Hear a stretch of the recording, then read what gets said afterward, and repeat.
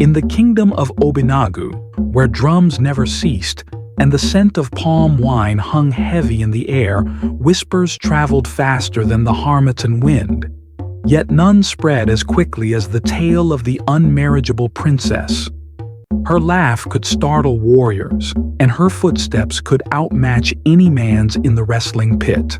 But what Obinagu had never seen coming was this.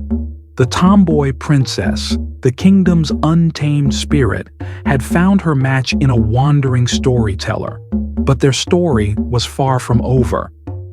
Once upon a time in the bustling kingdom of Obinagu, a mysterious proverb began to echo among the people.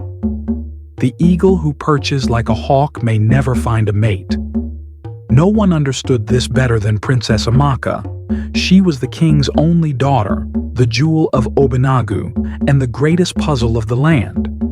Amaka was no ordinary princess. She didn't wear beads in her hair, nor did she glide gracefully in flowing wrappers like other maidens. Instead, she roamed the kingdom in trousers, climbed trees to pluck udara fruit, and sparred with the palace warriors using swords she carved herself. Despite her tomboyish ways, Amaka had a heart as golden as the rising sun. She often gave her royal meals to the poor children playing outside the palace gates and mended fishing nets for the old women by the river. But her kindness wasn't enough to hide what everyone whispered behind her back. Princess Amaka will never find a husband. Every eligible man in the region avoided Amaka. The traders in the market would murmur, "How can you marry a woman who fights better than you?" The warriors would shake their heads, saying, "No man wants a wife who can defeat him in wrestling."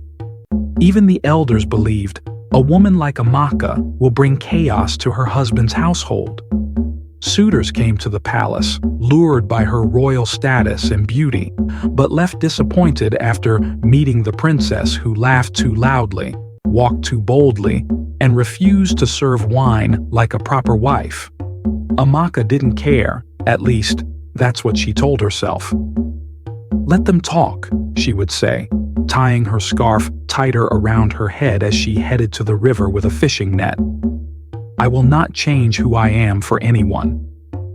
But late at night, in the quiet of her chambers, Amaka would sit by her window staring at the moonlit village below. "Is there no man who can see past my ways and love me for my heart?" she whispered. One fateful evening, as the kingdom prepared for the new Yam Festival, a stranger arrived at the palace gates. His name was Chidi, a wandering storyteller who traveled from village to village, sharing tales and gathering secrets. He had heard of Princess Amaka and her unmarriageable reputation and was curious to meet her. Chidi was no ordinary man. He had sharp, intelligent eyes, a voice that carried the weight of wisdom, and a smile that could charm even the angriest market woman. When he stood before the king and asked permission to stay for the festival, Amaka happened to walk by, holding a bow and arrow. Their eyes met briefly, and for the first time in years, someone didn't look away from her or chuckle at her odd ways. Instead, Chidi smiled and said, "That's a fine bow you have there, princess. Perhaps you can teach me how to shoot." Amaka blinked in surprise. "Most men would rather run than challenge me." "Most men are fools," Chidi replied with a wink. Over the next few days, Chidi lingered in the palace, weaving his stories and capturing the attention of everyone, including Amaka. He didn't mock her when she showed him her collection of hand-carved slingshots, nor did he flinch when she challenged him to a tree-climbing race, which he lost. Instead, he laughed with her, listened to her thoughts about the kingdom, and even joined her in giving leftover festival food to the hungry children outside the palace. Slowly, Amaka felt her guarded heart begin to soften. But just as she started to hope that Chidi might be different, scandal struck. One evening, during a royal banquet, a respected elder stood up and accused Chidi of being a fraud. "This man is no simple storyteller," the elder declared. He is a spy sent by our enemies to learn our secrets and weaken our kingdom." The court erupted in chaos. Guards surrounded Chidi, and the king demanded an explanation. Amaka's heart pounded as she looked at Chidi, whose calm smile had disappeared. "Is this true?" the king bellowed. "Are you here to betray us?" Chidi raised his hands in surrender. "Your Majesty, I am no spy. I came to Obinagu to learn, not to harm." But the elder produced a piece of parchment with strange markings, claiming it was proof of Chidi's deceit. Amaka couldn't stay silent. She stood before her father in the court, her voice shaking with anger. "This man has shown more loyalty to this kingdom than half the people in this room," she exclaimed. "He is not a spy. He is my friend, and if you harm him, you'll lose not just him but me as well." The court fell silent. The king, torn between his love for his daughter and his duty to protect the kingdom, ordered Chidi to be imprisoned until the truth could be uncovered. That night, Amaka couldn't sleep. Determined to prove Chidi's innocence, she disguised herself as a commoner and snuck into the village to investigate. What she discovered shocked her. The elder who had accused Chidi had secretly been working with a rival kingdom to overthrow Obinagu. The parchment he had presented as evidence against Chidi was actually part of his own treacherous plans. Armed with the truth, Amaka rushed back to the palace and confronted the elder before the entire court. The evidence was undeniable, and the elder was arrested. Chidi's name was cleared, and he was released. As the festival drew to a close, a storm brewed in Amaka's heart. She sat by the palace gardens, her hands nervously weaving a basket that needed no fixing. Chidi was leaving. The thought was like a shadow she couldn't shake, a storm cloud over her brightest day. She replayed their moments together, the way he listened to her dreams as if they were his own, the way his laughter lit up even the darkest corners of her doubt. She clenched the basket tighter. "Why am I scared?" she whispered to herself. "I've fought warriors. I've faced tigers in the forest. But this feels like losing a part of my soul." Chidi, too, was restless. He stood near the palace gates, gazing at the horizon where the village ended and his path began. For years he had roamed from town to town, collecting stories, never staying in one place long enough to belong. But now, he was leaving behind more than just a kingdom. He was leaving Amaka, a woman whose laughter was his favorite melody and whose strength rivaled even the bravest legends he'd told. "She deserves better," he muttered to himself, his fists tightening at his sides. A man with roots, not a wandering fool. But his feet wouldn't move. Deep down, he knew the truth. For the first time in his life, he didn't want to wander. That night, unable to sleep, Amaka found herself wandering to the courtyard where Chidi sat, staring at the stars. For a moment, she watched him silently, the moonlight illuminating his thoughtful expression. Then, she broke the stillness. "Do you always look at the stars like they'll tell you your future?" she teased, trying to mask the tremor in her voice. Chidi turned, a soft smile spreading across his face. "Sometimes I look at them because they remind me of people who shine even when the world tries to dim them." Her heart skipped. "And who do you see tonight?" she asked, stepping closer. "You," he said simply, his voice steady. Amaka sat beside him, her boldness faltering under the weight of his gaze. "I don't want you to go," she blurted, the words spilling out before she could stop them. Chidi's eyes widened, and for a moment, he was speechless. Then, he reached for her hand, his touch gentle but firm. "Amaka, I've spent my life telling stories about people who dared to follow their hearts, but I never thought I'd live one." News of Amaka and Chidi's growing bond spread through the kingdom.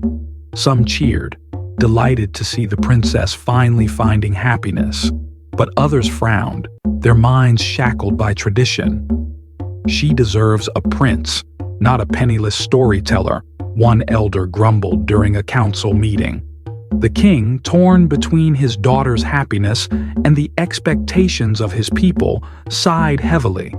"Amaka has always walked her own path," he said, "but this time her path leads to uncharted waters." The queen, ever Amaka's quiet champion, placed a reassuring hand on her husband's arm.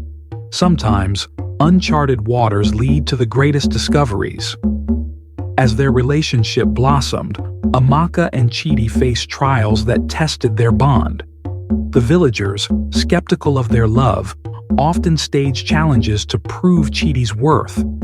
One day, he was asked to match the princess in an archery contest. Another day, he had to paddle a canoe upstream to deliver herbs to an ailing elder. To everyone's surprise, Chidi never refused.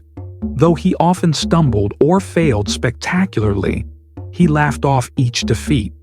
"I'm no warrior," he would say, grinning at Amaka, "but I'll keep trying if it means standing beside you." And Amaka, she had never felt more alive. She didn't need Chidi to win battles or outmatch her skills. She needed his courage, his loyalty, and the way he made her feel seen, not as a princess, but as herself. Over time, the people of Obinagu began to see what Amaka had seen all along. Chidi's love for the princess wasn't rooted in her beauty or her royal status. It was in the way he watched her speak, as if her words were the world's greatest treasure. It was in the way he embraced her strength instead of fearing it. During a village gathering, a young girl tugged at her mother's wrapper and pointed at Amaka and Chidi. "Mama, they look so happy. Can I be like Princess Amaka when I grow up?" The mother smiled, her heart softening. "Yes, my child. Be strong, be kind, and find someone who sees you for who you truly are." On the eve of the next New Yam festival, Chidi invited Amaka to the hill overlooking the village. They sat under the stars, the same stars that had witnessed their journey from strangers to soulmates. "Do you know why I tell stories?" Chidi asked, his voice quiet but steady. "To entertain," Amaka guessed, her head resting on his shoulder. "I tell stories to keep memories alive," he said, turning to face her. "And you, Amaka, are the story I never want to forget." Before she could respond, Chidi reached into his satchel and pulled out a small carved pendant. It was shaped like an eagle, its wings outstretched. "You once told me you felt like an eagle forced to perch like a hawk, but you've always soared higher than anyone else. Marry me, Amaka. Let's write the rest of this story together." Tears welled in Amaka's eyes, her voice catching in her throat. For years she had wondered if she would ever find someone who loved her as she was. Now, here he was, offering her not just his heart, but his soul. "Yes," she whispered, her voice breaking. 1,000 times, yes. Their wedding was unlike any Obinagu had ever seen. There were no grand displays of wealth, no rigid ceremonies. Instead, it was a celebration of their journey, a blend of laughter, dancing, and storytelling under the open sky. Amaka wore trousers beneath her ceremonial wrapper, unapologetically herself, while Chidi wove tales that left the crowd in stitches.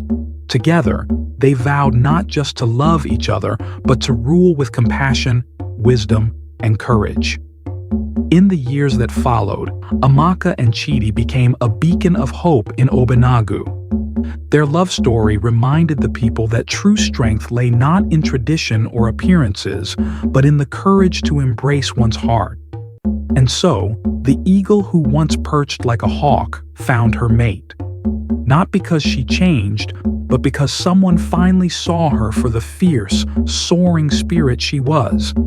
Together, they taught the world that love, like an eagle's flight, knows no bounds.